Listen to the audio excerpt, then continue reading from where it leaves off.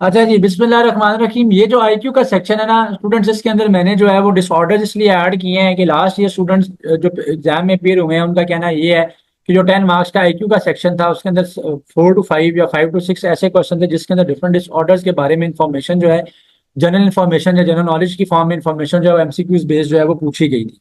सो जो most common 10 बनते हैं ना हमारे पास डिसऑर्डर्स बनते हैं, मैंने उनको जो है वो इसके आईक्यू के सेक्शन में इसके साथ जो है वो इंडक्ट कर दिया है। आगे जाके खैर हम आईक्यू के सेक्शन के अंदर डिफरेंट आईक्यू रिलेटेड क्वेश्चन भी सॉल्व करेंगे। और कुछ क्वेश्चन ऐसे हैं जो कि आपको मैथमेटिक्स में ही नजर आएंगे, जैसे एज रिलेटेड क्वेश्चन हो गए, रिलेशनशिप हो गया चीजों का आपस में, और वो वाली भी जो आईक्यू बेस्ड क्वेश्चन है वो भी मैं आज के लेक्चर में आगे करवाऊंगा इंशाल्लाह। सो पहला क्वेश्चन है, पहला क्वेश्चन जो है इस पर बल्कि जाने से पहले मैं आपको बताऊं कि एक जो डिसऑर्डर लास्ट ईयर पहला क्वेश्चन के अंदर जो लास्ट ईयर के पेपर का जो फर्स्ट क्वेश्चन था उसके अंदर जो डिसऑर्डर पूछा गया था वो स्लीप डिसऑर्डर पूछा गया था। स्लीप डिसऑर्डर को आप जो है वो इंसोम्निया कहते हो। ठीक है, इंसोम्निया का क्या मतलब है? ऐसे लोग जो रात को सो नहीं पाते विदाउट किसी, उनको कोई रीजन नहीं होती, उनको कोई बीमारी नहीं होती, बट स्टिल जो है वो सो नहीं पाते हैं। स्लीप के डिसऑर्डर को जब आप जो है वो इंसोम्निया का नाम देते हो। ठीक है, what is the primary cause of diabetes? So first question है, what is the primary cause of diabetes? Diabetes जो है वो इनसफिशिएंट इंसुलिन प्रोडक्शन की वजह से होता है आपके पास। ठीक है, सो इंसुलिन की जो प्रोडक्शन है, जब हमारी बॉडी के अंदर इंसुलिन की प्रोडक्शन जो है प्रॉपर नहीं हो पाती है, तो इस चीज को जो है ना वो आप नाम देते हैं इनसफिशिएंट जो इंसुलिन प्रोडक्शन, उसके से आपको जो डायबिटीज यानी जिसको आप उर्फे आम में शुगर की बीमारी कहते हैं, डिसऑर्डर कहते हैं, वो जो है वो आपको लायक होती है। ठीक है, which disorder characterised by memory loss and cognitive decline? Cognitive decline का मतलब है कि सोचने समझने की या फैसला करने की जो सलाहियत है, कॉग्निटिव जो एबिलिटी है वो इंसान की कम हो जाती है। डिक्लाइन होने का मतलब है कम हो जाती है इन एल्डरली। एल्डरली कहते हैं बुजुर्ग लोगों को। सो अक्सर जो बुजुर्ग लोग होते हैं समटाइम्स उनको एक बीमारी होती है जिसको आप अल्जाइमर कहते हैं। अल्जाइमर के डिजीज के अंदर क्या होता है कि जो बूढ़े लोग होते हैं उनकी जो सोचने समझने की सलाहियत है या जो उनका मेमोरी लॉस है वो जो है ऐसी बीमारी से वो गुजर रहे होते हैं, जिसको आप अल्जाइमर डिजीज कहते हो। फिर कहता है कि ऐसा ऐसा जो आपके पास जेनेटिक डिसऑर्डर है जो कि आपके लंग्स को या डाइजेस्टिव सिस्टम को अफेक्ट करता है, इसको आप सिस्टिक फाइब्रोसिस कहते हैं। सिस्टिक फाइब्रोसिस एक ऐसा डिसऑर्डर है इसके अंदर सांस की डिफरेंट बीमारियां होती हैं लोगों को, या पेट से या मैदे से रिलेटेड जो डिफरेंट डिसऑर्डर्स जो हैं वो लोगों को होते हैं, और ये भी जेनेटिकली ट्रांसफर होता है। जिस तरह डायबिटीज या शुगर जो है वो भी जेनेटिकली ट्रांसफर होती है, इस तरह से सिस्टिक जो फाइब्रोसिस है ये भी जेनेटिकली ट्रांसफर होता है। यानी एक एक जो आपके पास जीन का डिसऑर्डर होता है और ये जेनेटिकली जो है वो ट्रांसफर भी होता है। ठीक है, अल्जाइमर जो है, जिस डिसऑर्डर का मैंने जिक्र किया पहले आपको, वो बूढ़े लोगों में होता है और वो एज की वजह से होता है। हाई ब्लड प्रेशर को जो है वो आप क्या नाम देते हो? हाई ब्लड प्रेशर का जो डिसऑर्डर है उसका जो दूसरा नाम है वो हाइपरटेंशन है। ठीक है, sickle cell anaemia primarily affects which part of the body? So anaemia क्या होता है? एनीमिया का मतलब होता है खून की कमी। ठीक है, सो सिकल सेल एनीमिया एक ऐसा डिसऑर्डर है जो कि आपके रेड ब्लड सेल्स को जो है ना बॉडी में उनकी जो मिकदार है उसको जो है वो इफेक्ट करता है। ऐसा न्यूरो डिजेनरेटिव डिजीज के बारे में पूछ रहा है आपसे कि जो कि आपकी मूवमेंट को इफेक्ट करता है या बॉडी में जो ट्रेमर्स यानी जो कपकपी तारी हो जाती है वो ऑर्डर करता है, यानी वो जो लोग वो फिट्स वगैरह भी जो है वो हो सकते हैं। सो जिस्म का कांपना जो है वो ऐसे डिजीज को जो आप पार्किंसन डिजीज कहते हो। सब जो मोस्ट कॉमन डिजीज है उनको मैंने ऐड कर दिया डिसऑर्डर्स को, ताकि अगर पेपर में इस दफा भी आपसे रिलेटेड डिसऑर्डर्स पूछे जाएं तो आपको इसके बारे में पता हो। हीमोफेलिया का जो डिजीज है उसके बारे में पूछा कि haemophilia affect the body ability to do what? So haemophilia जो होती है वो ऐसी बीमारी होती है कि लोगों के अंदर जो है वो क्लॉटिंग ऑफ ब्लड जो होती है वो नहीं होती है, और अगर ब्लड लॉस हो जाए तो बहुत ज्यादा ब्लड लॉस जो है वो ऐसे लोगों के अंदर होता है। खून रुकता नहीं है, प्रेस करने से उनका जो इंजरी है, ठीक है, वहां से ब्लड का रुकना जो है वो बहुत ज्यादा वो सवेयर ब्लड लॉस हो जाता है जिसकी वजह से लोगों की डेथ हो जाती है। ठीक है, इवन ये जो बहुत से लोगों की बीमारी होती है और खुदा न खास्ता किसी एक्सीडेंट के अंदर इन्वॉल्व हो तो उनके फिर डेथ की चांसेस जो है वो ज्यादा हो जाते हैं। So which disorder is associated with persistent difficulty in following और स्टेइंग asleep? अगेन मैंने डाल दिया है इसको इंसोम्निया, क्योंकि लास्ट पेपर के अंदर ये पहला पहला क्वेश्चन ही ये था, एमसीक्यू ये था आईक्यू के सेक्शन के अंदर। सो ऐसी बीमारी जो कि कॉन्टिन्यूसली, परसिस्टेंट का मतलब है कॉन्टिन्यूसली यानी लगातार लोगों को डिफिकल्टी कॉज करती है जागने में या सोने में। ठीक है, ये जो बीमारी है जो स्लीप डिसऑर्डर है ये इंसोम्निया कहलाता है। ऐसा डिसऑर्डर जो कि कैरेक्टराइज होता है रिकरिंग सीजर्स, सीजर्स कहते हैं दौरे पड़ना, इफेक्ट करना। अल्जाइमर डिजीज तो मैं आपको बता चुका हूँ वो नहीं है।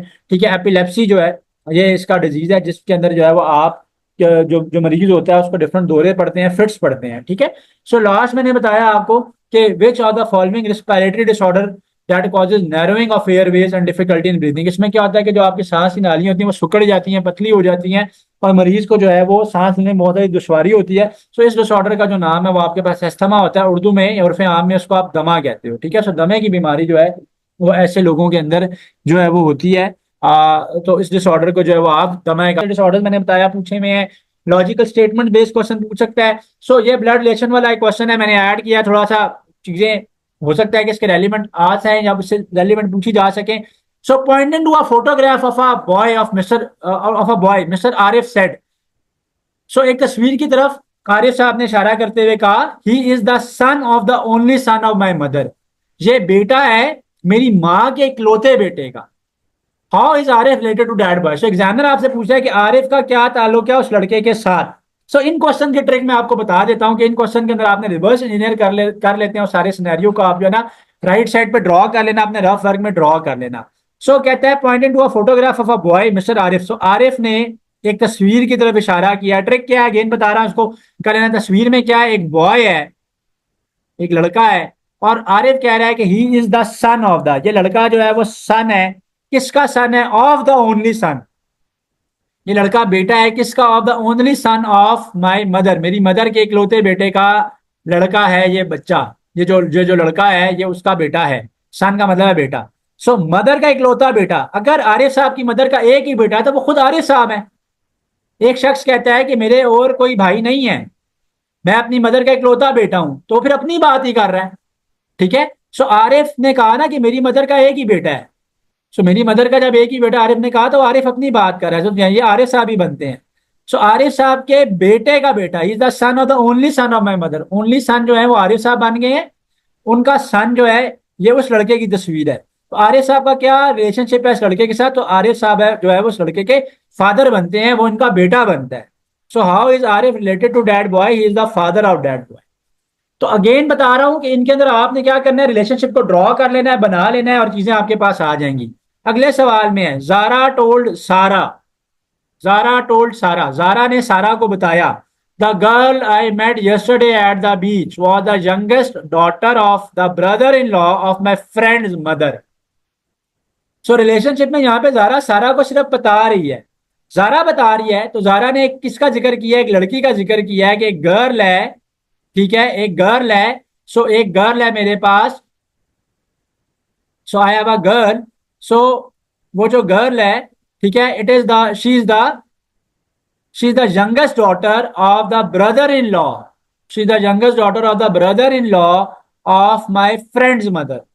तो she is the youngest daughter, sorry she is the daughter of the brother in law of my friend mother. Youngest daughter का वो बात कर रहा है। सो गर्ल है वो जो है मेरी फ्रेंड के, मेरी फ्रेंड की जो मदर है, मेरी फ्रेंड की जो मदर है, उनके जो ब्रदर इन लॉ हैं, उनके जो ब्रदर इन लॉ हैं, सो ब्रदर इन लॉ की बेटी है।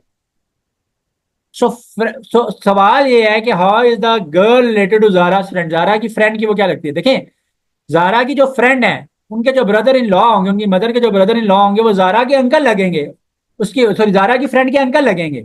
देखे ना, एक बंदा कहता है कि ये जो साहब हैं ये मेरी मदर के ब्रदर इन लॉ है। सो ब्रदर इन लॉ या तो वो आपके चाचू होंगे या आपके खालू होंगे, ठीक है, ऐसे रिलेशनशिप में होंगे, आपके फूफा हो सकते हैं। सो जो जो ब्रदर इन लॉ है मदर के, वो अंकल ही लगे हैं। सो अंकल की जो बेटी है वो क्या होगी, कजन होगी। सो दिस इज वाई ये कजन आ जाएगा। सो इन क्वेश्चन को करने का तरीका ये है कि आपके पास अगर ऐसा कोई क्वेश्चन आ जाए बीच में स्टेटमेंट वाला, तो इनको जो है वो आप जो है वो सॉल्व कर सकते हो। अगेन एनोलॉजी हमने इस लेक्चर में बहुत ज्यादा कर ली है, इसलिए आगे चलते हैं। थोड़ा सा आईक्यू का क्वेश्चन में मैंने ये ऑड वन आउट भी डाल दिए हैं। कहता है फाइंड द ऑड पेयर, आपने इसमें से बताना है कि कौन सा पेयर इसमें से मैच नहीं करता। सो 5, 15, 24, 70, 33, 99, 121, 363, 13। अगर मैं देखूं तो पहला नंबर जो है वो तो है वहां पे गिवन है, तो जो सेकंड नंबर है रेशो के बाद वाला जो नंबर है आपके पास, वो उसका 3 टाइम्स है, वो उसका थ्राइस है।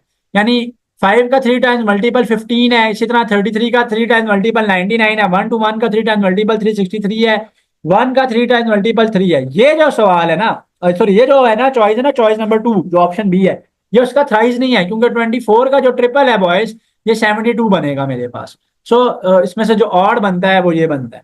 ठीक है जी, नेक्स्ट क्वेश्चन के ऊपर चलते हैं। नेक्स्ट क्वेश्चन अगेन आईक्यू का डाल दिया मैंने। अच्छा, ऐसा क्वेश्चन जब भी डायरेक्शन का क्वेश्चन आए, चाहे इस टेस्ट में आए चाहे इंशाल्लाह आगे किसी और टेस्ट के अंदर आप लोग स्टूडेंट से पेयर हो रहे हो, सो आप क्या करोगे, जहां पे भी आप बैठे हो आप फ्रेम ऑफ रेफरेंस ड्रॉ करोगे, ऐसे ड्रॉ करोगे कि ये क्रॉस जब आप ड्रॉ करोगे तो आपके टॉप के ऊपर, जैसे मैं अपने लैपटॉप के ऊपर राइट अप कर रहा हूं, तो मैं अपने टॉप के ऊपर नॉर्थ पोल सॉरी नॉर्थ की डायरेक्शन रखूंगा। ठीक है, और राइट के ऊपर जो है, राइट हैंड के ऊपर, क्योंकि मैं राइट हैंडेड हूं तो मैं यहाँ पे ईस्ट रखूँ। जहां पे भी आपने ड्रॉ करना है, फ्रेम ऑफ रेफरेंस ड्रॉ करना है, अपने टॉप के ऊपर आपने अपना नॉर्थ रखना है, और राइट हैंड के ऊपर याद रखिएगा आपने अपना ईस्ट रखना है। ईस्ट के ऑपोजिट क्या आएगा, वेस्ट आएगा। नॉर्थ के ऑपोजिट आपके पास क्या आएगा, साउथ आएगा। तो अब मैं इसको ड्रॉ कर लेता हूं। कहता है कि जो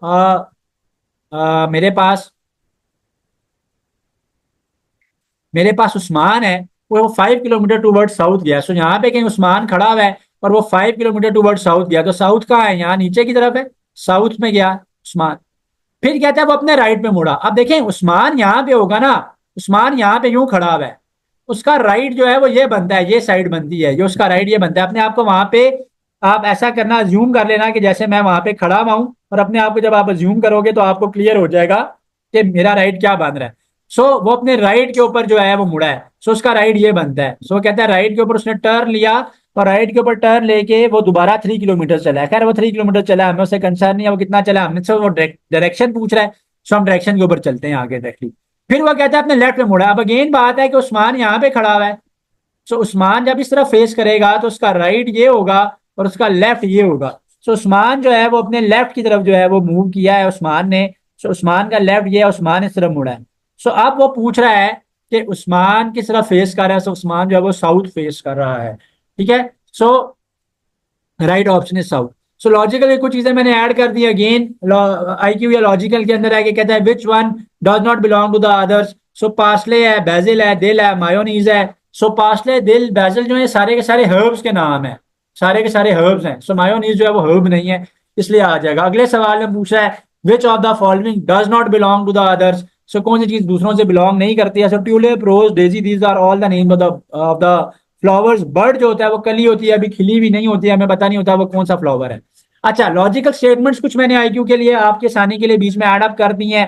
तो लॉजिकल स्टेटमेंट के अंदर क्या होता है कि आपके पास दो स्टेटमेंट्स गिवन होती हैं और आपने बताना होता है कि जो आपका कंक्लूजन गिवन है क्या वो करेक्ट है या करेक्ट नहीं है। कहता है all actors are right handed. सारे के सारे एक्टर्स राइट हैंडेड हैं। अगली स्टेटमेंट में कहता है all right handed are artist. Let's say मैं एक्टर्स को डिफाइन करता हूं, ए से डोनेट करता हूं, राइट हैंडेड को मैं बी से कर देता हूं। पहली स्टेटमेंट में कह रहा है all actors are right handed, सारे के सारे ए जो है वो बी के इक्वल है। आगे क्या कह रहा है, लेट्स से आर्टिस्ट को मैं सी से डोनेट कर रहा हूं, रिप्रेजेंट कर रहा हूं। कह रहा है all right handed are artist. B को मैं सी से करूंगा, बी सारे के सारे चूंकि ऑल है, कंप्लीटली बी जो है वो सी के इक्वल आ जाएगा। कंक्लूजन क्या है, कंक्लूजन उसने ड्रॉ किया कि सम आर्टिस्ट आर एक्टर्स।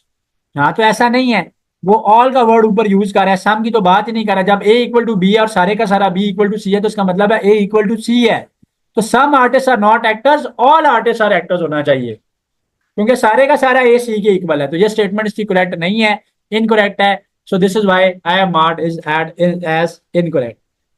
नेक्स्ट आपके पास एक सीरीज गिवन है, लास्ट क्वेश्चन आज का। सीरीज के अंदर आपको कह रहा है कि अल्फा न्यूमेरिक सीरीज के अंदर आप ये बताओ कि how many vowels are in the above arrangement are preceded by a symbol. यानी कितने वॉवल्स से पहले यहाँ पे एक सिंबल आ रहा है। वॉवल्स क्या होते हैं boys, A E I O you जो है वो आपके पास वॉवल्स होते हैं।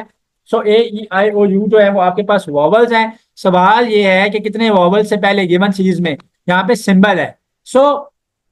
फर्स्ट जो वॉवल है मेरे पास यहाँ पे वो ए है, ए से पहले तो कोई सिंबल नहीं है इसलिए ये नहीं हो सकता। अगला वॉवल मेरे पास आई है, आई से पहले नंबर है 9, वो सिंबल नहीं है। अगला वॉवल मेरे पास गिवन है यहाँ पे ई, ई से पहले सिंबल है यस। तो एक ऐसा वॉवल मुझे मिला है कि जिसके पीछे सिंबल मौजूद है। अगले सवाल में वो आपको कह रहा है, सॉरी, और अगला सवाल में कह गया हूँ, आगे जो वो आपको यू एक वॉवल दे रहा है और यू वॉवल से पहले भी आपके पास एक सिंबल प्रेजेंट है। आपके पास यहाँ पे दो वॉवल्स ऐसे हैं कि जिनसे पहले सिंबल प्रेजेंट है। दिस इज वाई इसका आंसर इज ट्रू। इस तरह के क्वेश्चन है। लास्ट ये लॉजिकल में उसने डिसऑर्डर्स पूछे हुए थे आपसे। मैंने आपके पास रिलेशनशिप वाले क्वेश्चन भी ऐड कर दिए हैं, मैंने आपके पास जो है डायरेक्शन वाले क्वेश्चन भी ऐड कर दिए हैं। एनोलॉजीज को भी ऐड कर दिया। वैसे तो एनोलॉजीज इंग्लिश के अंदर ही पूछी जाती हैं, उनको सॉल्व करने का मेथड भी मैंने आपको बता दिया है। और आज का जो लेक्चर नंबर 1 है, पार्ट नंबर 1 है इस लेक्चर का, उसके अंदर मैंने इंग्लिश की भी रेलिवेंट चीजें बता दी हैं।